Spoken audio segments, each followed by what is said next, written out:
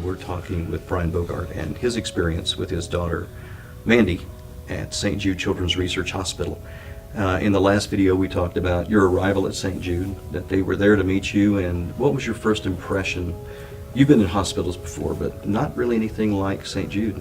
Well, when we pulled up there, I was unloading her stuff, and I asked the guy if I could leave it laying on the sidewalk while I went and parked the truck, the security guard for the building itself. And he said, "Son, don't worry about that." He said, "Just, we're not going to have any business coming through till about 6 o'clock in the morning, so you just leave your truck sitting here. You're going to take care of your daughter."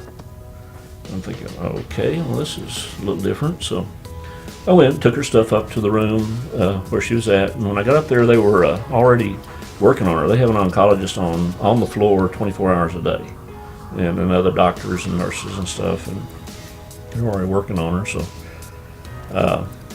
I asked the charge nurse, I said, "Do I need to do any registration, fill out any paperwork for her?" And she said, "Honey, don't worry about that right now." It says, "Here is her room. She's sitting there and they're working on her. There's a couch here that makes into a bed in this room. You can stay in here.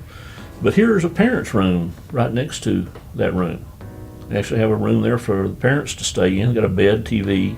They also got a big picture window in it where you can see, and it's got a microphone where you can see and hear everything's going on in your child's room."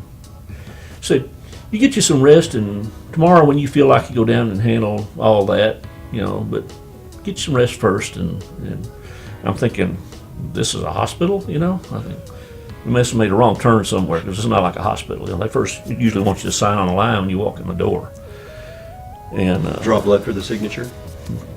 Yeah. But anyway, they worked on her till it was like close to 6 o'clock in the morning, and they let her sleep for a couple hours, and they started back in on stuff again. But then, and I went down and did the registration the next day, and I handed the lady my insurance card, and she says, "We'll take whatever your insurance pays, but you're not going to pay a penny more beyond that." And it was really nice when they took that burden off, especially when you find out later how much something like this really costs. Well, let's jump on that for just a second. One, because we've discussed this a little bit, but people may not know just how much one of those treatments, just one of those treatments, can run. It depends on the particular chemo, but some of the chemo that she was getting in December, she got 8 doses of, is between $30,000 and $60,000 a dose. Just that one chemo. So, I don't know exactly what it would be right now, but I imagine she's probably getting up into the couple of $1 million worth of treatment that she's received from there. And worth every penny.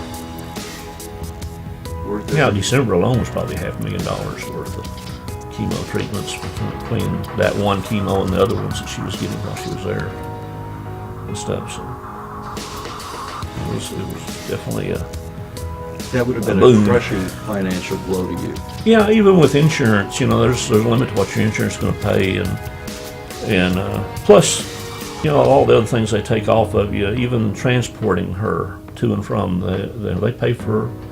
They pay you mileage to drive her to and from it, and they do all the testing, and just the 2 days she was in Little Rock at the Children's Hospital there was a lot of money. Just for those 2 days, even out of our pocket part, a lot of money. But it's definitely a load off your mind, you might say. You're not having to worry about mortgage and the other kids just to take care of that. So how did they treat the family? You said it wasn't like any other hospital you've been in. Did they focus on you guys? Yeah, well, they worried about us, of course, then too. They, like the first time I went back and took the other children to the hospital, they were expecting us to come with the kids. And they had some ladies there waiting for when we got there, and they took the little ones and they took them off to a room, and they gave them their little stethoscopes and masks, and they had a dummy there, and they explained everything they're going to be doing to their sister. Brian, thank you for coming out. We appreciate you taking the time and bringing Mandy down to visit with everybody, to kind of let them know and understand a little bit more about why we support St. Jude and why we're partners in hope, and we're asking you to become a partner in hope. What would you say to any parent or anyone that is watching this video Well, I'd heard about St. Jude's for a lot of years, and you always think it's somebody else that's happening to. When it's one of yours, it hits home.